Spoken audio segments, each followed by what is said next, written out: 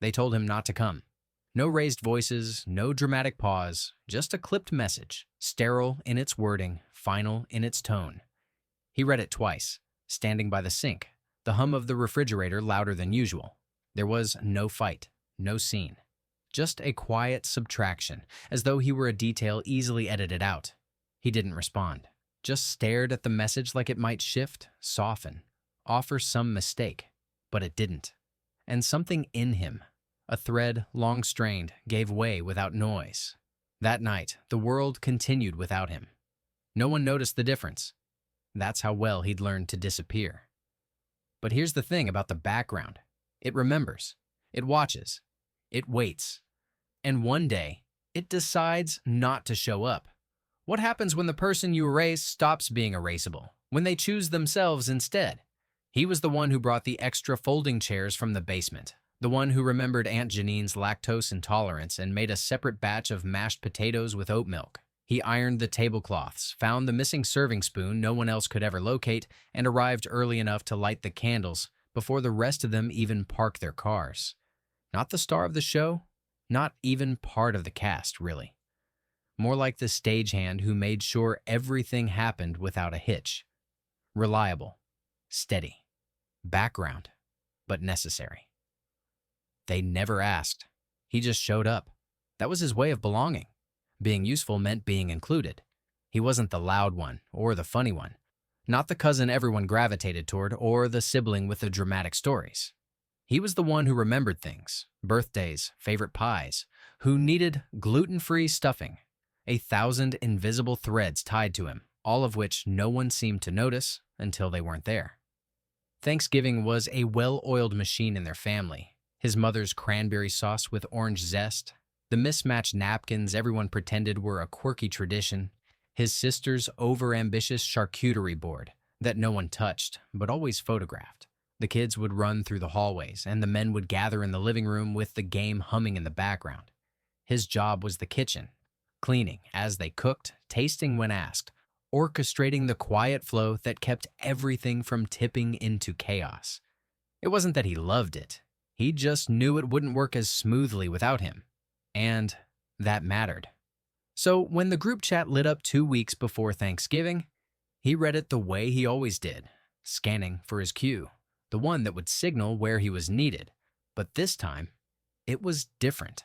Hey, so we're keeping it super small this year, his cousin had written, punctuated with a smiling emoji. Just immediate family, you know, but love you. We'll totally catch up soon. That was it.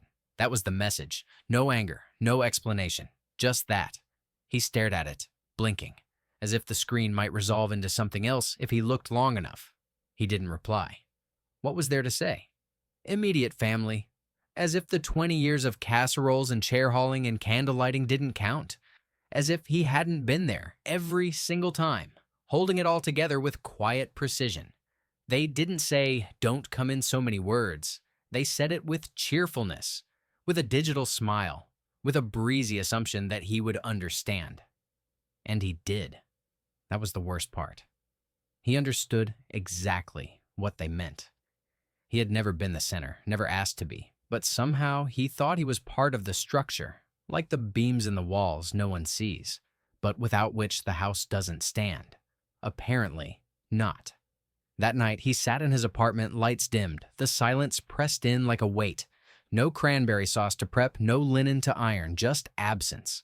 Not loud or dramatic, just cold, clean, final. He didn't cry, not exactly, but there was a tightness in his chest that wouldn't leave, a hollow space where belonging used to sit. That was the quiet betrayal. Not anger, not conflict, just being edited out. He thought about sending a reply.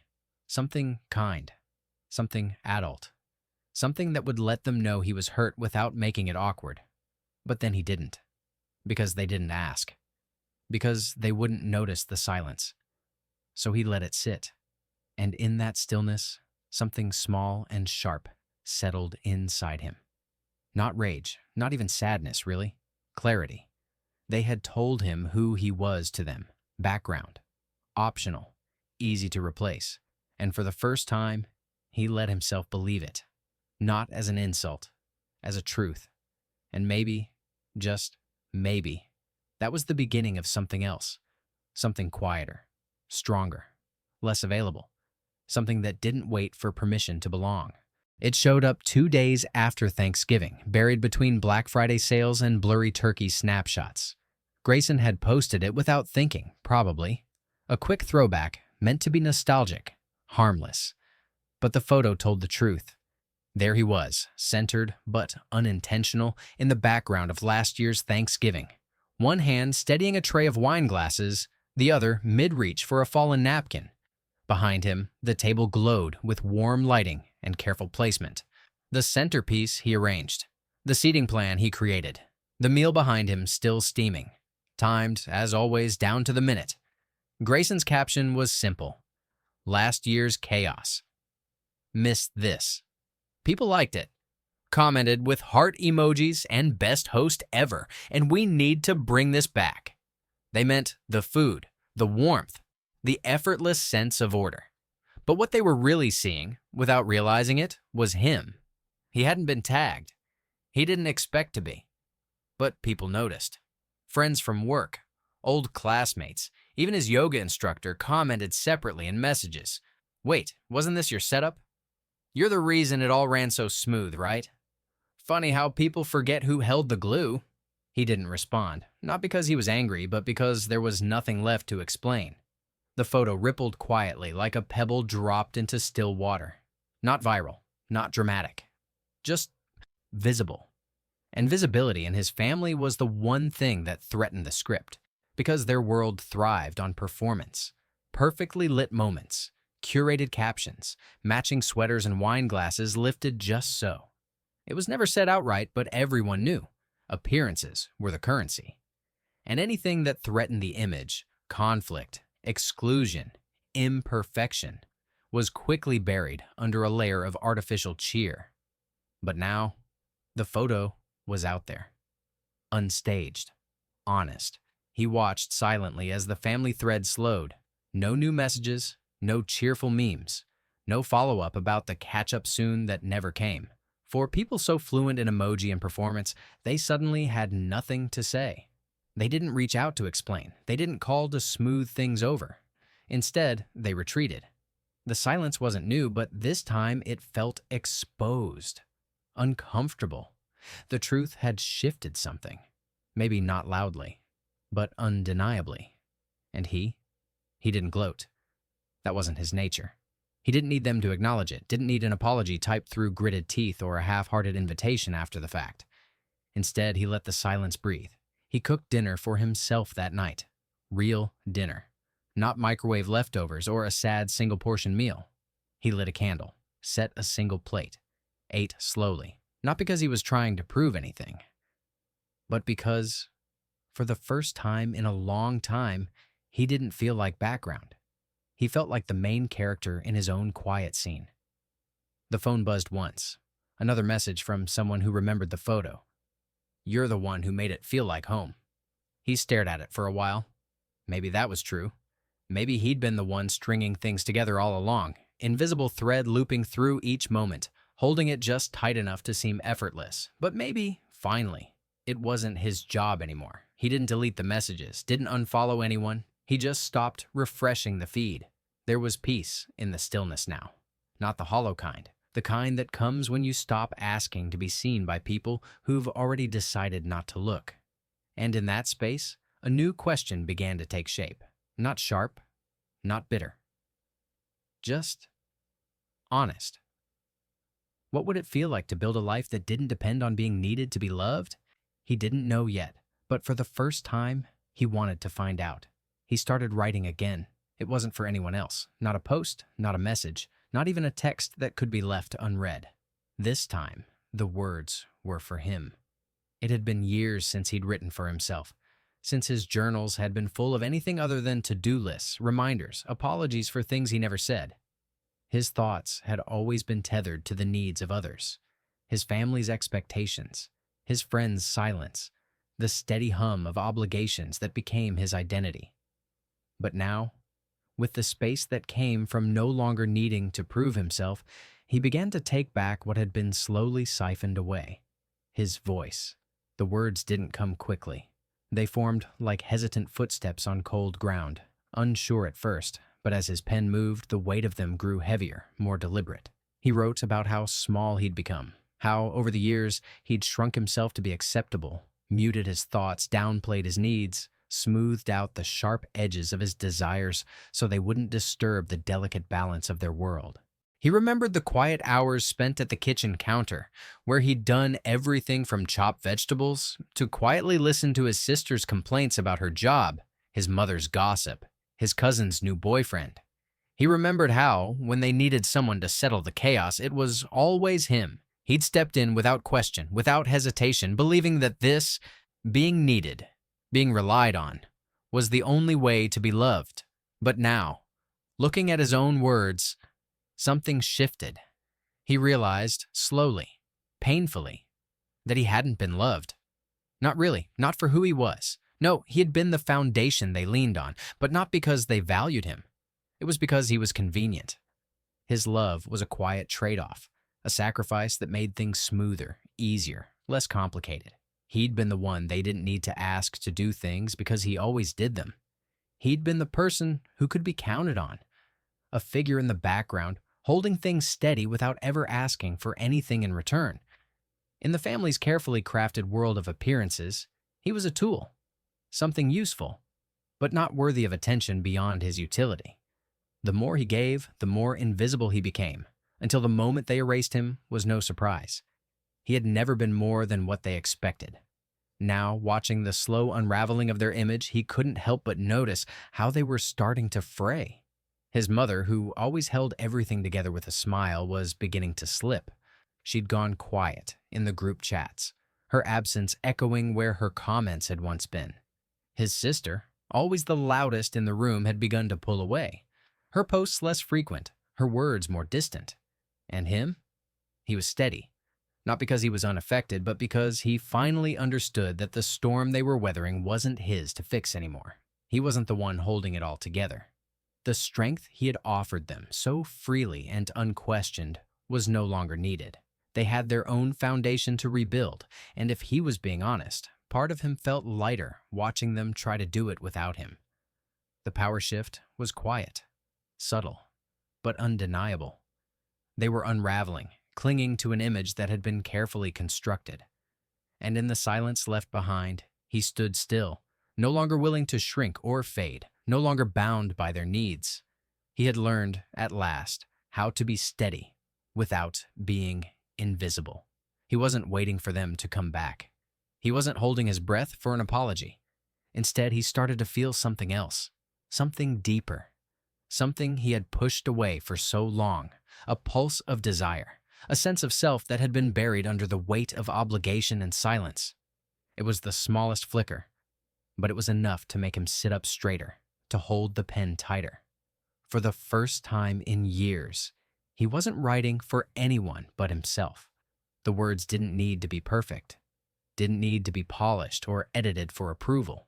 They were his, raw, unfiltered, unshaped by the needs of others. He wrote about what it would be like to stop performing, to stop shrinking, to stop accepting the role of the invisible one. He wrote about what it would mean to take up space again, unapologetically, without fear of being erased.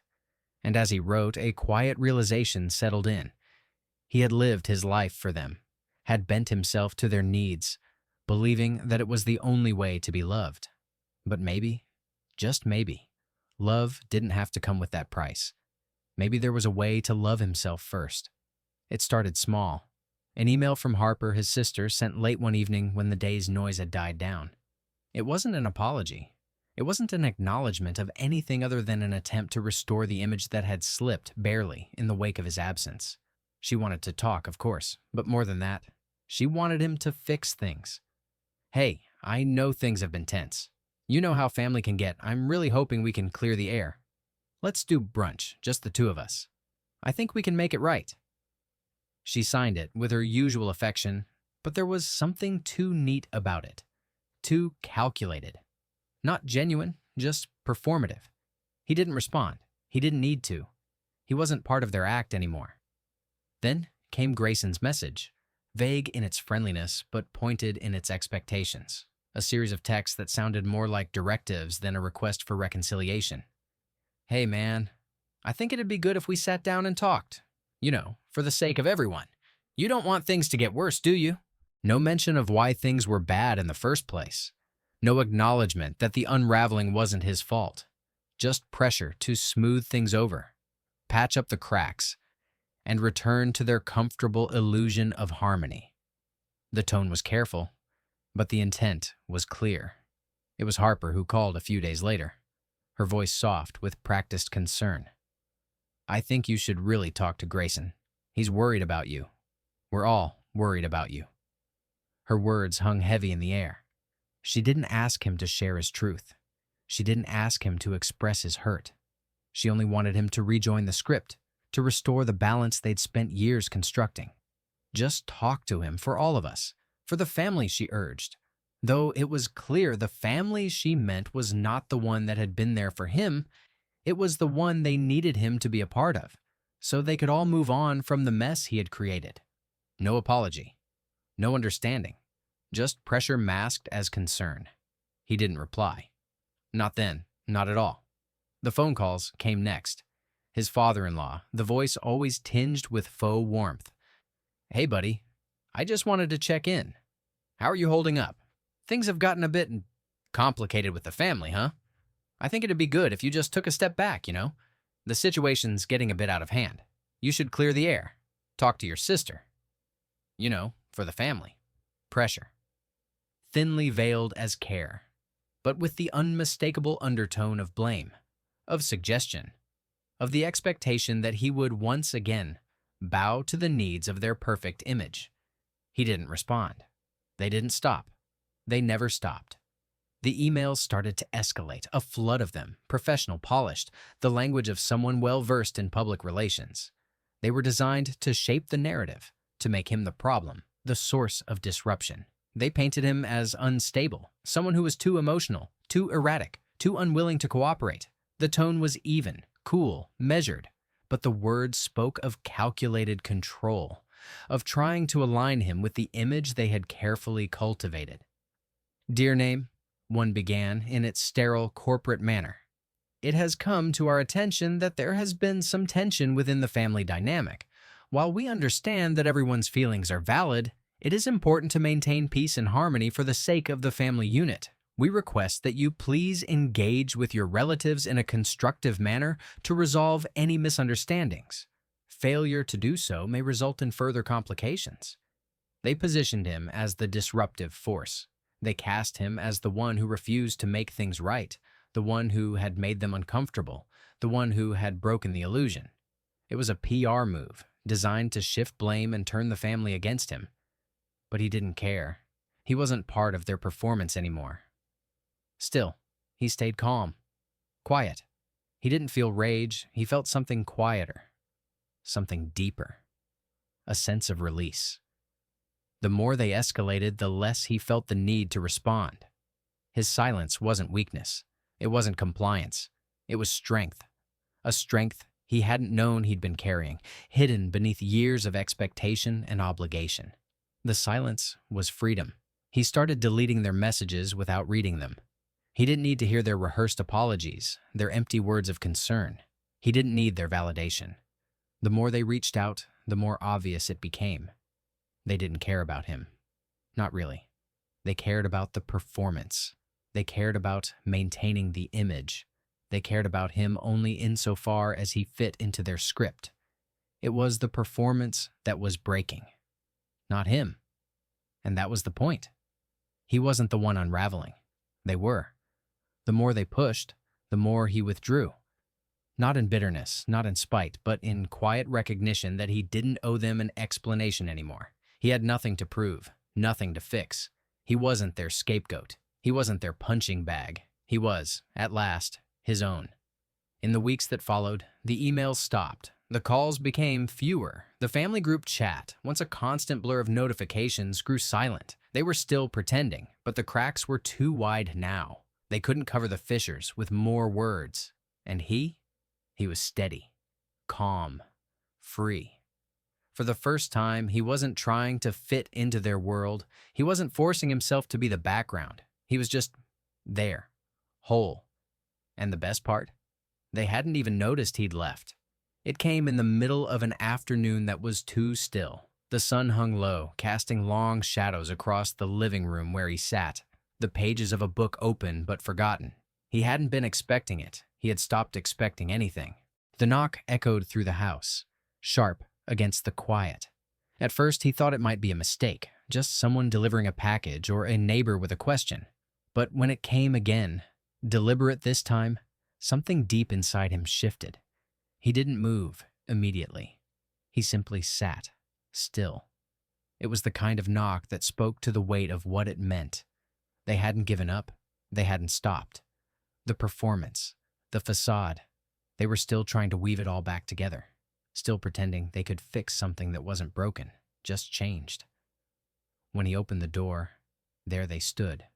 Harper, first, a forced smile curving her lips, her posture too straight, as if she were bracing for something. Behind her, Patricia, his mother-in-law, her expression tight with practiced concern. And her father, hands nervously clasped around a gift bag. The scene was almost absurd in its ordinality, as if they were gathering for a family dinner, not standing on his doorstep, at the edge of something broken and unspoken. "Hi," Harper said, her voice too light, too bright, the kind of cheer that felt hollow. "We thought we'd drop by. We've all been thinking about you a lot. You know, about everything that's happened." She glanced at Patricia, who nodded, a quick, shallow motion, meant to signal agreement. Patricia stepped forward, holding the gift bag a little too carefully, as though it contained something of great significance. Though he knew from the packaging, it was just another attempt at covering up the rawness of what was really going on. "We know things have been difficult and, well, we wanted to apologize. We've all had some time to reflect and we realized that maybe we could have handled things differently."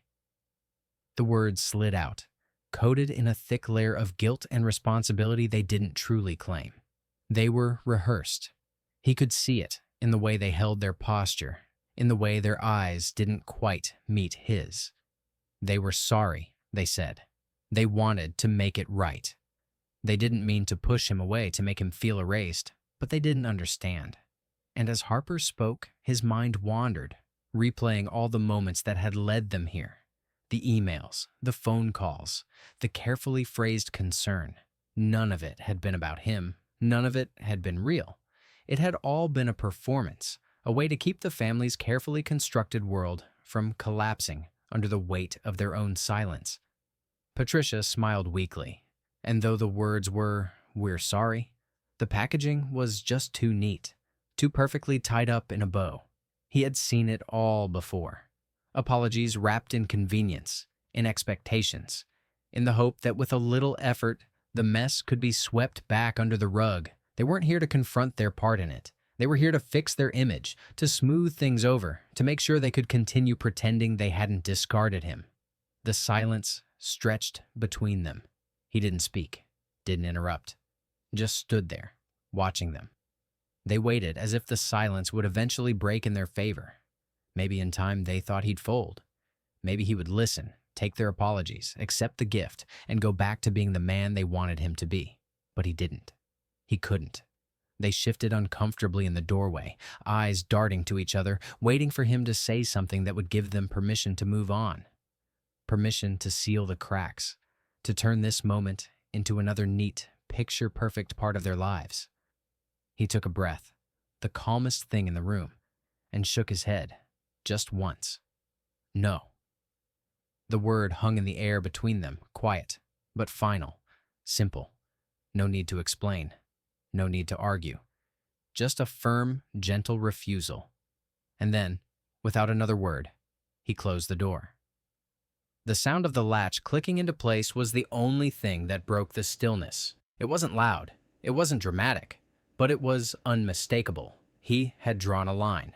A boundary so clean, so quiet, that it cut through all their well-meaning gestures, all their rehearsed apologies like a sharp, unyielding truth. On the other side of the door, they lingered for a moment, uncertain, but he didn't look through the peephole. He didn't watch them stand there. He didn't wait for them to call back out. He didn't need to see their faces. He didn't need to hear another word. The door was closed, and so was the chapter they were trying to rewrite. The silence in the house was different now. It wasn't lonely. It wasn't heavy. It was peace. Real peace. He stood still for a moment, just breathing in the quiet, feeling the weight of what he had done. Not in anger, not in spite, but in clarity. A clarity that had been building in him for months, a quiet understanding that this was his life, and this was his choice. He didn't owe them anything. Not his time, not his energy, not his forgiveness. He had nothing to prove anymore. He stepped back into the living room, his fingers still brushing the cool surface of the door. It wasn't about the words he'd spoken. It wasn't about the gift bag that still sat untouched outside. It was about the boundary that told them this was where it ended. And for the first time, he could breathe fully in his own skin, free of the weight of their expectations. No more performing, no more fitting into their script. The quiet had never felt more powerful. Life continued, quietly, peacefully. There were no grand shifts, no dramatic changes, just the soft hum of normalcy, a steady rhythm of mornings that didn't feel rushed, evenings that weren't clouded with the weight of expectation. The phone stayed mostly silent, save for a few texts from friends who never expected anything from him. The family? They retreated again, this time without the noise. No more polished emails, no more well-meaning apologies or forced offers to meet. They vanished, as if his refusal had sealed the door between them permanently. He didn't mind. He had already let them go. One afternoon, a week after they left his doorstep, he found the gift bag on the kitchen table. It had been sitting there, quietly, ever since he'd closed the door. The bag was heavy, the kind of weight that promised something important, but when he opened it, he smiled. A fancy notebook. A sleek, expensive pen. The irony was almost too much to bear. A gift meant to symbolize reflection, creativity, and connection. A gift meant for him, the man who had been invisible for years, who had always been there to fix things, to smooth things over, to make it all look perfect. And now they thought they could solve it with a fancy notebook and pen. He chuckled softly to himself. They still didn't understand. He had never stopped writing. He'd simply stopped writing about them. He'd stopped writing to them. And in that simple, quiet act of refusing to play their part in their world, he had discovered something deeper. The pages of his life were still being filled, but not with their demands, not with their expectations. He was writing his own story now. He placed the notebook aside and picked up the pen, twirling it between his fingers. There was no need to write anything right now. Not about them, at least. The silence was enough. For the first time, the space he had carved out felt full, even without a word written down. The gift bag, the notebook, the pen, they didn't matter. It was the thought behind them that showed him just how far they had to go, how little they truly understood him. And that was fine. He didn't need their understanding. What mattered now was his own. And for the first time, that felt like enough. 2 weeks passed. His apartment remained modest, a small, cozy space that felt like a haven in contrast to the vast emptiness he used to feel in the family home. The difference now was simple. His peace was rich. There was no applause for it, no congratulations, no applause for the quiet victories he'd won just by saying no to them. But he didn't need it. For the first time in years, the validation he craved so desperately from them wasn't necessary. The sound of his own thoughts was enough to fill the space, and it was enough to fill him. He thought back to all those years, how they had tried to make him feel small, how they made him believe that if he didn't bend, if he didn't adapt, if he didn't smooth out the rough edges of himself to fit their image, there was something wrong with him.